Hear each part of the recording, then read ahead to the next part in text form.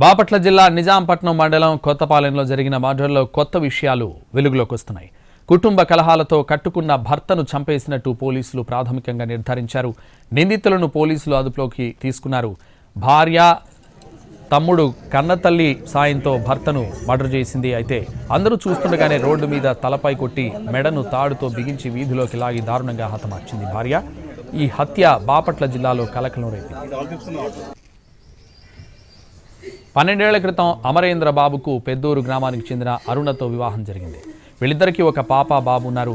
కొన్నేళ్లుగా భార్య భర్త మధ్య పెద్ద పెద్ద గొడవలు జరుగుతూ వచ్చాయి. అవి పోలీసుల కేసులకు దారితీశాయి. అయితే 2 నెలల క్రితం ఇద్దరి మధ్య గొడవ జరగడంతో అరుణ పుట్టింటికి వెళ్ళిపోయింది. డిసెంబర్ 31న అత్తారింటికి వెళ్లి రమ్మని అడగ్గా భార్యాభర్తల మధ్య గొడవ జరిగింది. అత్త, భార్య, బావమరిది కలిసి హత్య చేసి రోడ్డుపై పడేశారు. మృతదేహాన్ని రేపల్లె ప్రభుత్వ ఆసుపత్రికి తరలించి పోస్టుమార్టం నిర్వహించారు. ఈ ఘటనలో నిందితులను పోలీసులు అదుపులోకి తీసుకున్నట్టు సమాచారం. జనవరి 1 పండుగ రోజు అని చెప్పేసి భార్య పిల్లల్ని తీసుకొచ్చుకుంటానని చెప్పి అన్నాడు. సరే వెళ్తే వెళ్ళమని చెప్పింది వాళ్ళమ్మ. వెళ్ళాడు. వెళ్ళి భార్యని పిలుస్తాకి వెళ్తే నేను రాను అంది. పిల్లోడిని కొట్టి చంపేశారని చెప్పేసి వాళ్ళ నాన్న చెప్పింది.